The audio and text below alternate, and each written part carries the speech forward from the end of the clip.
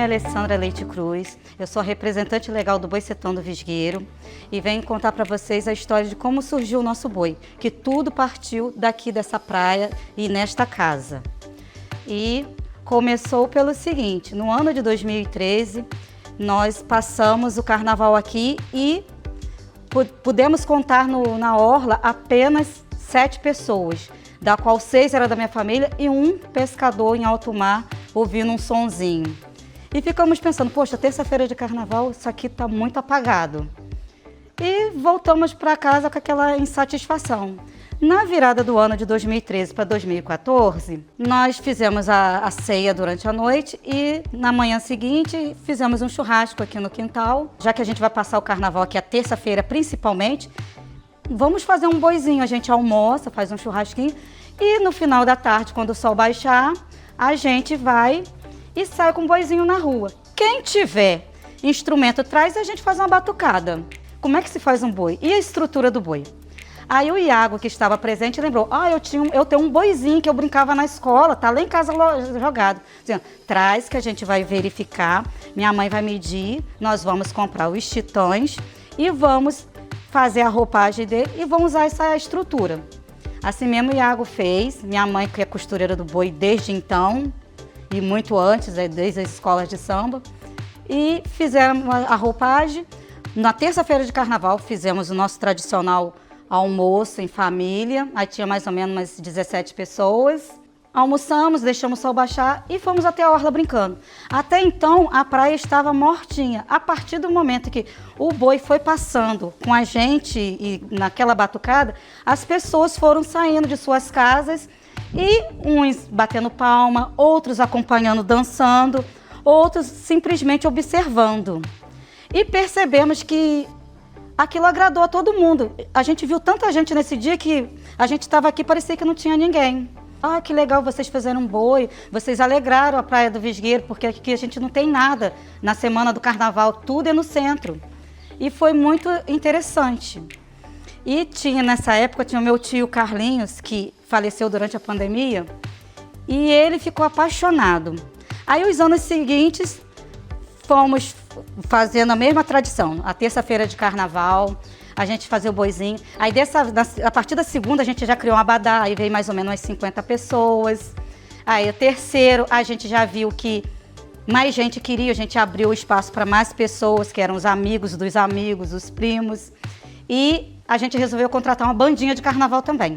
Aí a bandinha de Dores de Macabu, então a terça-feira de carnaval. Então tinha o churrasco, continuou o tradicional churrasco, mais a bandinha e as pessoas se divertiam. E todos que vinham, ano que vem eu volto e vou trazer minha filha, porque aqui é uma festa familiar, as crianças podem brincar à vontade, podem dançar à vontade, a música é boa. Quanto tempo que a gente não vê essas marchinhas de carnaval? A gente resolveu trazer vocês aqui para vocês verem aonde realmente o boi surgiu, que foi nessa orla. E a gente faz a alegria do pessoal toda terça-feira de carnaval, faça chuva ou faça sol. São 14 anos que a gente frequenta aqui e 10 anos de Boicetão e pretendemos ter muito mais anos pela frente e sempre mantendo a tradição de toda terça-feira de carnaval nossos foliões estarem aqui presentes para curtir com a gente essa alegria encantadora. E meu tio tinha um grande sonho de a gente desfilar na avenida principal que ele falava. E assim a gente se associou.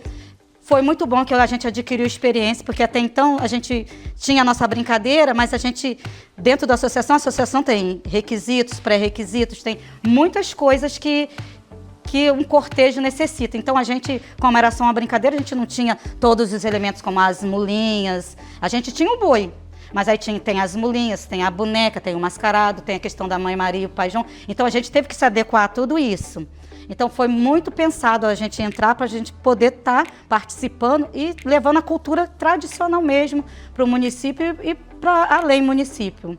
A gente só está há 3 anos, 3 anos que a gente fez desfiles pela associação, acho que a gente participou 2 no centro. no qual, graças a Deus, a Marta com o boi canário e o Geraldinho com o boi imperador me acolheu, me abraçou e falou assim, não, nós vamos botar, você vai conseguir botar o boi lá na avenida, a gente ajuda. E assim foi. Desfilamos 2 anos, eu e Marta, na avenida. E o que aconteceu? É assim, a gente fez um cortejo conjunto, gravamos o enredo do boi, unindo os 2 bois, e foi muito bom, assim, para eu sentir segurança para os próximos anos eu estar vindo sozinha. Aí vim 2 anos assim, participei de outros cortejos, de outros editais também, lá no centro, que também me trouxe muita experiência. E esse último ano, foi os 10 anos do boi, aí foi acordado da gente estar fazendo somente um cortejo, que seria aqui. Mas a gente não deixou de fazer o tradicional churrasco, marchinha de carnaval, um cantor local para alegrar. E depois a gente fez o cortejo com um trio elétrico, com um puxador de samba, bateria, tudo conforme manda a associação. Então, o tio José Carlos Leite é o pai do Miguel, do Rodrigo e do Gustavo. Eles são ativos no boi desde o começo. Foi a criação do boi, nós estávamos presentes nessa roda de conversa. E meu tio, assim, a alegria dele era chegar a dezembro, já saber que a gente já tinha abadá para vender, já saía espalhando para os amigos. Ele vinha com a moto dele de Santa Catarina para cá e saía de bar em bar, de casa em casa, falando do boi. Ele tinha o maior orgulho. E tanto é que desde do segundo desfile, a gente já criou uma faixa de presidente para ele. Presidente do boi, que era como a gente... Ele é até hoje para a gente o nosso presidente. O sonho dele era colocar o boi na avenida. Aí eu falava, tio Carlinho, mas aí a despesa é maior. Não, mas o nosso boi tem que ir para a avenida. O nosso boi é muito alegre, o nosso boi leva muita gente. E na pandemia, ele faleceu e assim, foi um processo muito doloroso para a gente, porque era uma pessoa super ativa, assim, um tio que morou ao meu lado por praticamente uns 20, 25 anos. Então a gente tinha convivência diária. E justamente, faleceu na pandemia, tipo de madrugada, quando foi 6 horas da manhã que eu ligo pro meu primo para saber.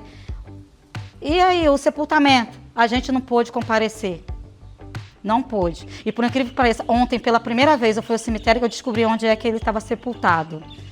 Aí, assim, foi muito marcante. E quando a gente voltou, esse pós-pandemia, que a gente fez o primeiro carnaval aqui de novo, o boi, assim...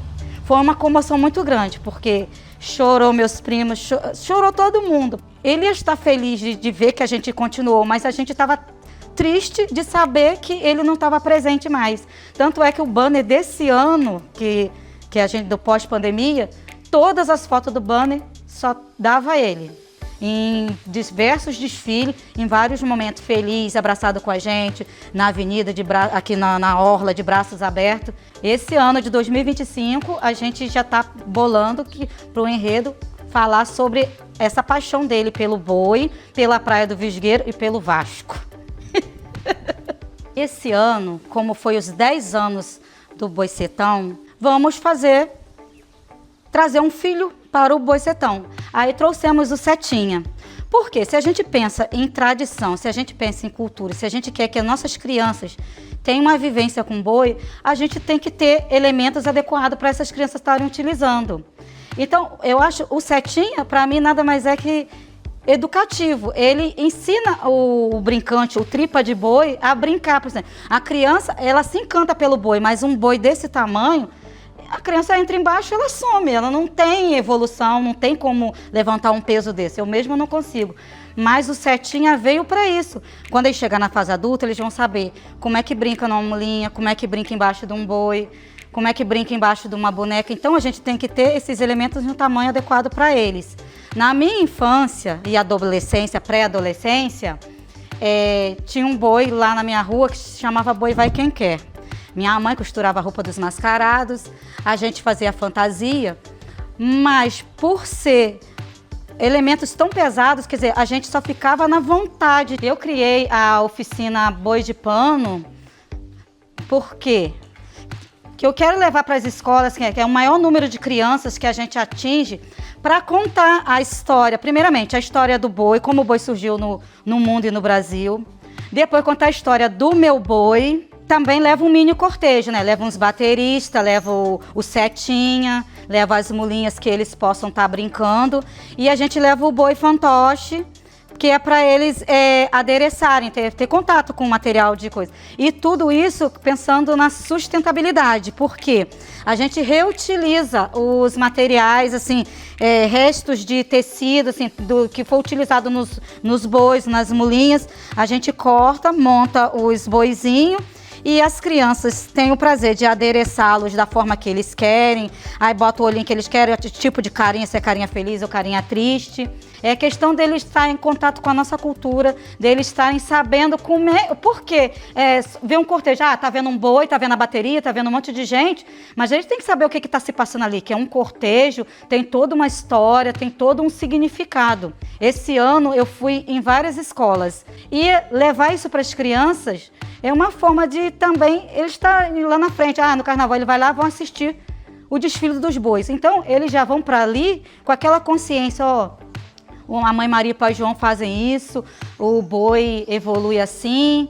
Isso tudo é experiência e eu pretendo continuar com essa oficina. Eu faço em minha casa essa oficina do fantoche. Ano que vem, já no carnaval, já tenho mais 3 que eu vou também, como pedagoga, vou adaptar. Como eu vou para uma creche, tem materiais que as crianças não podem estar em contato. O que a gente está pensando? Nós estamos montando um livrinho de pintura com a história do boi, setinha, e as crianças vão poder trabalhar com tinta guache, vão poder trabalhar com a pintura de giz de cera, então com materiais adequados para a idade delas, porque elas têm menos de 3 anos de idade. Esse ano, na escola Felizardo, em Machadinha, eu pude estar implementando a oficina pela primeira vez. O mais gratificante foi receber o feedback da diretora dizendo que determinado aluno não participa de atividade nenhuma. E nesse momento, ele fez as colagens, ele quis estar na batucada, ele participou de tudo. E ela achou que ele teria medo do barulho. Ela achou que ele não... que deixou até o cuidador do lado dele com medo dele ter uma reação, e a reação foi totalmente contrária. E toda vez que eu deixei um boizinho lá para ela na diretoria, toda vez que ele entra lá, procurando por ela, que ele vê o boizinho, ele balança a mãozinha, ela sabe que ele está lembrando aquele momento. Então, ela sabe que atingiu ele, a gente tocou nele. E ele é autista e precisa de cuidador de estar ao lado. Então, isso é gratificante para a gente. Então, hoje, em novembro de 2024, nós já temos projetos praticamente para o mês do carnaval em 2025 e o mês do folclore, que eu pretendo visitar as escolas e as creches municipais, levando a história do boi e conteúdos adequados para cada faixa etária de criança, que vai de 0 a 12 anos. E também nós temos o projeto do livrinho, que é para as crianças, que eu pretendo escrever ano que vem, escrever o livrinho e também um livro com gravuras que eles possam estar pintando, adereçando da forma que eles quiserem.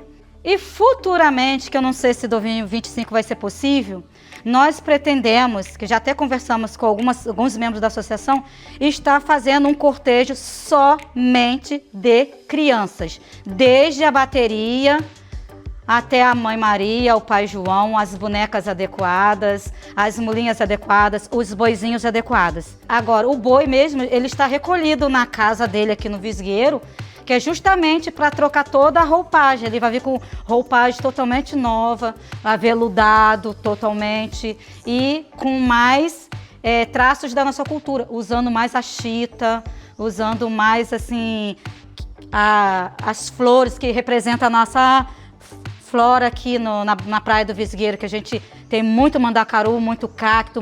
Estamos aqui com alguns elementos que compõem o nosso boi setão. A Gertrudes, que é a nossa boneca, o setão e a mulinha Gardênia. Muito obrigada pela oportunidade de estar aqui contando um pouco da história do nosso boi, que eu sou apaixonada por essa cultura e é sempre bom estar levando a nossa história mundo afora.